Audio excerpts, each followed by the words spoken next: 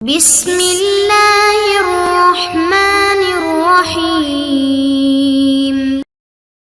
الحمد للہ رب العالمین والصلاة والسلام علی خاتم الانبیاء محمد وعلی آلہ وصحبہ وامتہ اجمعین اما بعد۔ عزیز طلبہ کرام، ہم سوال نمبر 7 آئینہ قادیانیت سے پڑھ رہے تھے۔ سوال نمبر 7 کا جو ہمارا عنوان تھا وہ تھا کہ مرزا غلام احمد قادیانی اور اس کی جماعت جو قرآن پاک کے اندر تحریفات کرتی ہے اور مرزا قادیانی کے لیے نبوت کو ثابت کرتی ہے، ان کو ذکر کریں اور ان کے باطل استدلالات کا رد لکھیں یا اس کا رد ذکر کریں۔ تو ہم 2 آیات کو پڑھ چکے ہیں، آج ہم آیت نمبر 3 کو پڑھ رہے ہیں۔ آیت نمبر 3 دیکھیے، قادیانی کہتے ہیں، طائفہ قادیانی ہے چونکہ ختم نبوت کا منکر ہے، اس لیے قرآن مجید کی تحریف کرتے ہوئے آیت هو الذی بعث فی الامیین رسولا منہم یتلو علیہم آیاتہ ویزکیہم ویعلمہم الکتاب والحکمہ وإن كانوا من قبل لفی ضلال مبین وآخرین منہم لما یلحقوا بہم۔ سورہ جمعہ آیت نمبر 2-3 کو بھی ختم نبوت کی نفی کے لیے پیش کر دیا کرتے ہیں۔ طریقہ استدلال یہ بیان کرتے ہیں کہ جیسے امیین میں ایک رسول عربی صلی اللہ علیہ وسلم مبعوث ہوئے تھے، اسی طرح بعد کے لوگوں میں بھی ایک نبی قادیان میں پیدا ہوگا، معاذ اللہ۔ جوابات کے سلسلے کی طرف بڑھنے سے پہلے اس آیت کا مسلمانوں کے ہاں ترجمہ اور تفسیر کیا ہے اس کو ذکر کر دیتا ہوں، پھر قادیانی جماعت کے ایک فرد کا یا مرزا غلام احمد قادیانی کے پوتے کی جو تفسیر ہے اس سے بھی جو ان کا طرز استدلال ہے اس کو ذکر کر دیتا ہوں، پھر تیسرے نمبر پہ مرزا قادیانی کا خود اس بات کو جھٹلانا، اس تحریف اور استدلال کو جھٹلانا، اس کو ذکر کر کے پھر کتاب کے جوابات کی طرف واپس آئیں گے۔ سب سے پہلے ہے کہ قرآن پاک کی اس آیت کا مسلمانوں کے ہاں ترجمہ کیا ہے، تو میں آسان ترجمہ قرآن سے ہی آپ کو پڑھ کے سنا دیتا ہوں۔ اللہ تعالیٰ ارشاد فرماتے ہیں هو الذی بعث فی الامیین،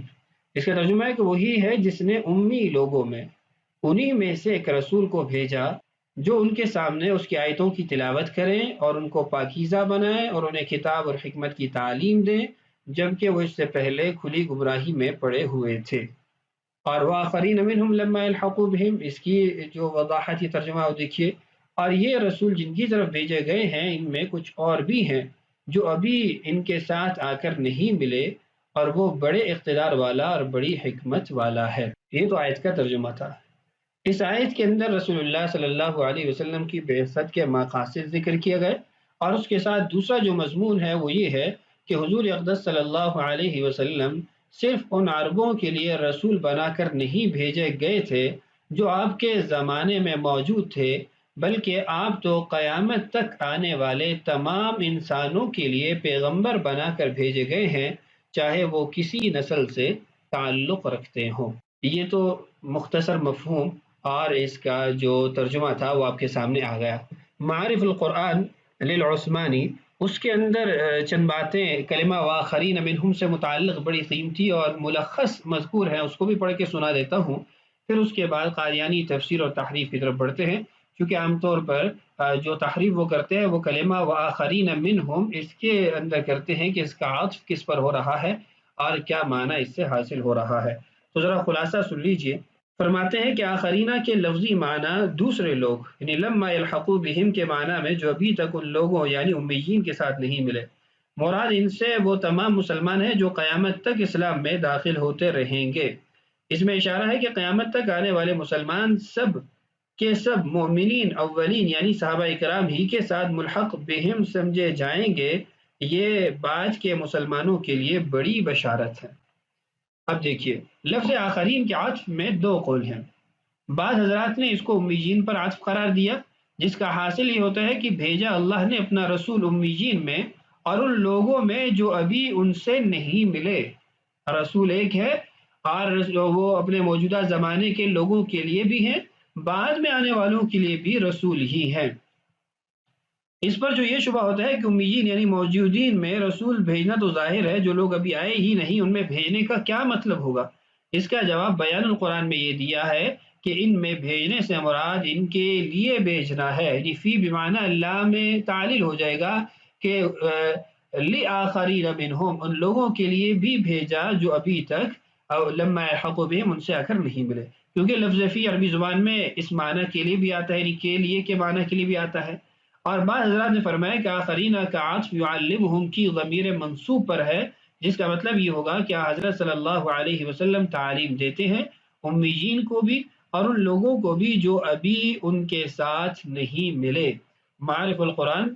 جلد 8 اور صفحہ نمبر 436 پر یہ موجود ہے، آپ وہاں پر اس کو ملاحظہ کر سکتے ہیں۔ وہاں سے پڑھ کر سنانے کا مقصد ملخص عبارت تھی، جامع عبارت تھی، تو آپ کے سمجھنے میں آسانی ہوتی، چونکہ یہ بڑے باتیں وہ ہیں جو آگے انشاءاللہ چل کر آپ کو اپنے کتاب کے جوابات کے اندر بھی ملیں گے۔ تو امید ہے جو مسلمانوں کا موقف ہے اور مسلمانوں کا جو عقیدہ ہے وہ آپ کے سامنے آ گیا ہوگا۔ اب قادیانی کافروں کا جو اس آیت کے بابت کہنا ہے اس کو دیکھیے، جو تحریف ہے اس کو دیکھیے۔ آپ کے سامنے اسکرین پر تفسیر صغیر ہے، یہ مرزا طاہر کی ہے، آپ کو پہلے بھی بتایا کہ یہ مرزا غلام احمد قادیانی کا پوتا ہے اور ان کا چوتھا خلیفہ ہے یہ قادیانیوں کا۔ دیکھیے ترجمے کے اندر آپ نے غور کرنا ہے، میں پھر اس کے ترجمے سے متعلق کچھ باتیں بھی آپ سے ذکر کروں گا۔ وہ الذی بعث فی الامیین، آیت پوری لکھی ہوئی ہے، وہی خدا ہے جس نے ایک ان پڑھ قوم کی طرف اسی میں سے ایک شخص کو رسول بنا کر بھیجا جو باوجود ان پڑھ ہونے کے ان کو خدا کے احکام سناتا ہے اور ان کو پاک کرتا ہے اور ان کو کتاب اور حکمت سکھاتا ہے، گو وہ اس سے پہلے بڑی بھول میں تھے۔ اور وآخرین منہم لما یلحقوا بہم کا ترجمہ دیکھیے، اور ان کے سوا ایک دوسری قوم میں بھی وہ اس کو بھیجے گا جو ابھی تک ان سے ملی نہیں اور وہ غالب اور حکمت والا ہے۔ اس ترجمے کے اندر اس کے دجل اور فریب کو دیکھیے، ذرا غور کیجیے گا، پھر میں حاشیے کی طرف بھی بڑھتا ہوں۔ اللہ تعالیٰ نے ارشاد فرمایا هو الذی بعث فی الامیین، عربی سے مختصر اور ہلکی سی مناسبت رکھنے والے کو بھی پتہ ہے کہ بعثہ کلمہ ماضی ہے۔ اب پہلا جو جملہ ہے وہی خدا ہے جس نے ان پڑھ قوم کی طرف اس میں ایک شخص کو رسول بنا کر بھیجا، ماضی کے مطابق ترجمہ کیا ہے، لیکن وآخرین منہم کے اندر اور ان کے سوا ایک دوسری قوم میں بھی وہ اس کو بھیجے گا۔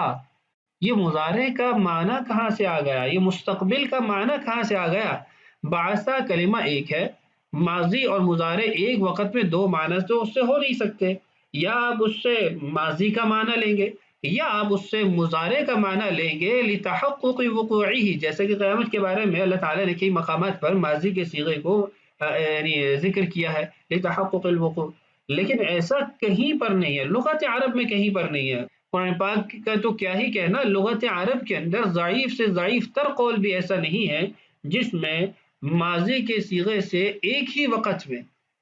دو زمانوں کے معنی حاصل کیے جا رہے ہوں، یعنی ماضی بھی اور مستقبل بھی۔ تو پہلا بطلان اور دجل اور جھوٹ تو یہیں پکڑا گیا کہ ان کا یہ استدلال ہی باطل ہے کہ انہوں نے اس کے اندر تحریف کی ہے کہ ایک ماضی کے صیغے کو ماضی اور مضارع یعنی مستقبل دونوں زمانوں کے ساتھ ترجمہ کیا ہے۔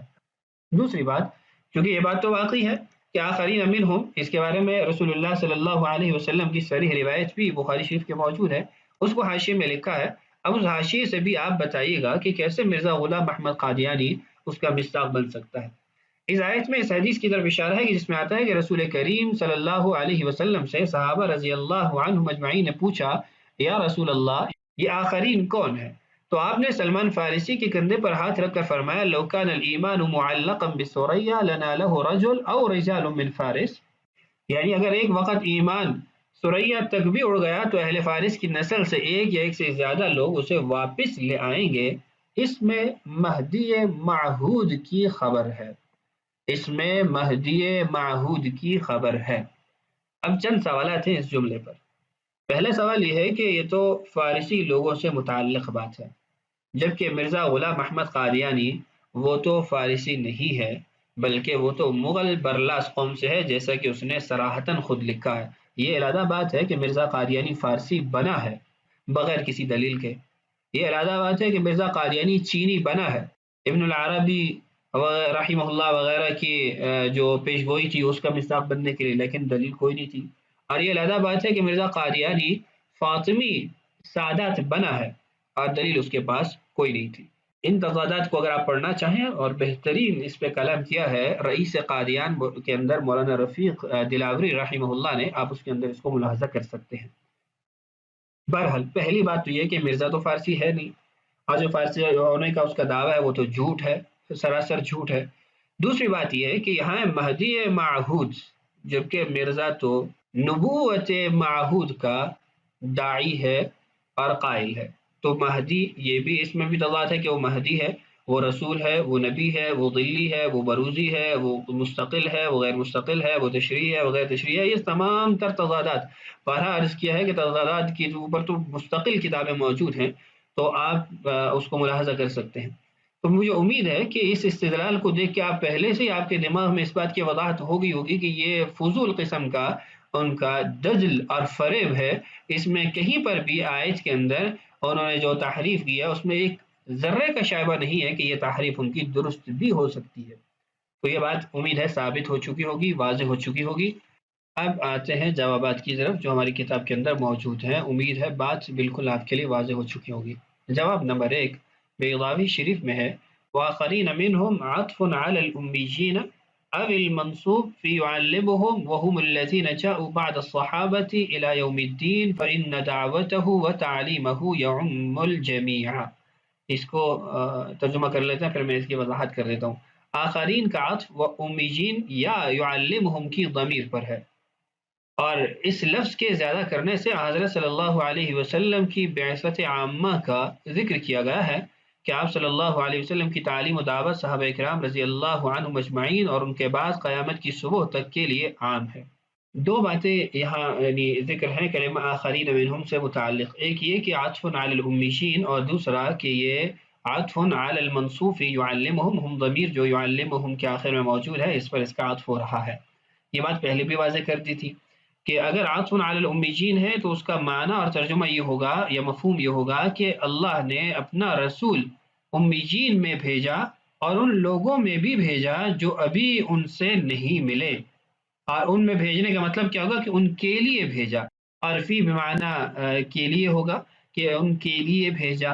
اور دوسرا جو ہے کہ آخرین کا عطف یعلمہم کی ضمیر منصوب پر ہے، تو اس کا مطلب آپ کو بتا دیا تھا کہ حضرت صلی اللہ علیہ وسلم تعلیم دیتے ہیں امیین کو بھی اور ان لوگوں کو بھی جو ابھی ان کے ساتھ ملے نہیں، یعنی آپ کی تعلیمات ان کے لیے موجود ہیں، تو آپ نے اپنی تعلیم اپنے زمانے کے افراد کو بھی دی اور بعد والوں کو بھی دی۔ جواب نمبر 2 دیکھیے، خدا حضرت صلی اللہ علیہ وسلم بھی فرماتے ہیں انا نبی من ادرک حیا ومن یولد بعدی۔ یہ الفاظ تو مجھے حدیث کے نہیں ملے، اس کے علاوہ دیگر الفاظ کے ساتھ یہ حدیث مجھے ملی ہے، کئی کتب میں ملی ہے، اور وہ الفاظ ہے کہ انا رسول من ادرکت حیا ومن یولد بعدی، انا رسول من ادرکت حیا ومن یولد بعدی۔ تو بہرحال مفہوم دونوں کا ایک ہی ہے، الفاظ صرف مختلف ہے، تو پتہ چلا کہ رسول اللہ صلی اللہ علیہ وسلم صرف موجودین کے لیے نہیں بلکہ ساری انسانیت اور ہمیشہ کے لیے ہادی صلی اللہ علیہ وسلم برحق ہیں، یعنی آپ تمام کے تمام انسانیت کے لیے ہادی برحق ہیں، جو آپ کے زمانے میں ہیں ان کے لیے بھی، جو آپ کے بعد پیدا ہوں گے ان کے لیے بھی۔ اس کے علاوہ اور بہت ساری روایات موجود ہیں جو رسول اللہ صلی اللہ علیہ وسلم کے خاتم النبیین ہونے پر دلالت کرتی ہے۔ تیسرا جواب دیکھیے، القرآن یفسر بعضہ بعضا، اس کے تحت دیکھیں تو یہ آیت کریمہ دعائے خلیل علیہ الصلوۃ والسلام کا جواب ہے۔ سیدنا ابراہیم علیہ الصلوۃ والسلام نے دعا فرمائی بیت اللہ کی تعمیر کی تکمیل پر، ربنا وابعث فیہم رسولا منہم یتلو علیہم آیاتک ویعلمہم الکتاب والحکمت ویزکیہم، اے ہمارے رب بھیجیے ان میں ایک رسول انہی میں سے جو ان پر آپ کی آیات کی تلاوت کرے اور ان کو کتاب کی تعلیم دے، حکمت کی تعلیم دے اور ان کا تزکیہ کرے۔ اب اس دعا کی اجابت کا اثر وہ رسول اللہ صلی اللہ علیہ وسلم کی ذات ہے۔ دیکھیے زیر بحث آیت میں اس دعا کی اجابت کا ذکر ہے کہ دعائے خلیل کے نتیجہ میں وہ رسول معظم صلی اللہ علیہ وسلم ان امیوں میں مبعوث ہوئے، لیکن صرف انہی کے لیے نہیں بلکہ جمیع انسانیت کے لیے، جو موجود ہیں ان کے لیے بھی اور جو ابھی موجود نہیں ہیں لیکن آئیں گے قیامت تک، سبھی کے لیے آپ صلی اللہ علیہ وسلم ہادی برحق ہے۔ جیسے ارشاد باری تعالی ہے، چند آیات یہاں ذکر ہے اور حدیث میں بھی اس کا ذکر موجود ہے، چونکہ قرآن کی سب سے پہلی تفسیر وہ قرآن خود کرتا ہے، دوسری تفسیر رسول اللہ صلی اللہ علیہ وسلم کی ذات کرتی ہے، تو قرآن کی تو 20 آیات وہ اس بات کو ہی ثابت کرتی ہیں کہ محمد الرسول اللہ صلی اللہ علیہ وسلم تمام انسانیت کی طرف نبی بن کر مبعوث ہوئے ہیں۔ صریح نصوص اور آیات موجود ہیں۔ دیکھیے پہلی سورہ اعراف کی آیت نمبر 158 ہے، یا ایھا الناس انی رسول اللہ الیکم جمیعا۔ ایسے ہی سورہ انبیاء کی آیت نمبر 87 ہے 8-7، وما ارسلناک الا رحمتا للعالمین۔ سورہ فرقان کی آیت نمبر 1 ہے، تبارک الذی نزل الفرقان علی عبدہ لیکون للعالمین نذیرا۔ سورہ سبا کی آیت نمبر 28 ہے، وما ارسلناک الا کافۃ للناس بشیرا ونذیرا۔ تو یہ تمام تر آیات تو صراحتاً اس بات پہ دلالت کرتی ہیں کہ محمد الرسول اللہ صلی اللہ علیہ وسلم کی بعثت عامہ ہے، عالمگیر نبوت ہے، رسالت ہے، تمام انسانوں کے لیے ہے۔ اور ایسے ہی رسول اللہ صلی اللہ علیہ وسلم کے ارشادات ملاحظہ کیجئے، آپ کا فرمانا ارسلت الی الخلق کافۃ، تمام کی تمام مخلوق کی طرف مجھے رسول بنا کر بھیجا گیا۔ تو اب یہ بھی اس بات پہ دلالت کرتی ہے، اس بات پہ دلالت کرتی ہے کہ رسول اللہ صلی اللہ علیہ وسلم اپنے زمانے کے لوگوں کے لیے بھی اور قیامت تک کے لوگوں کے لیے نبی اور رسول بن کر آئے ہیں۔ لہذا مرزا قادیانی دجال قادیان اور اس کے چیلوں کا اس کو حضور صلی اللہ علیہ وسلم کی دو بعثتیں قرار دینا، نئے رسول کے مبعوث ہونے کی دلیل بنانا سراسر دجالیت ہے۔ پس آیت کریمہ کی روح سے مبعوث واحد ہے، اور مبعوث الیہم وجود و غائب سب کے لیے بعثت عامہ ہے، یعنی جن کو بھیجا گیا وہ ایک ہے، اور جن کی طرف بھیجا گیا وہ موجودہ زمانے کے بھی اور بعد والے تا قیامت سب اس کے اندر داخل ہیں۔ تو آج کی اس ویڈیو میں یہیں پر اکتفا کرتے ہیں، انشاءاللہ مزید جوابات کا سلسلہ اگلی ویڈیو میں جاری رکھیں گے۔ اللہ تعالی ہم سب کو فتنہ قادیانی سے محفوظ فرمائے، انسانیت کی حفاظت فرمائے۔ السلام علیکم ورحمۃ اللہ وبرکاتہ۔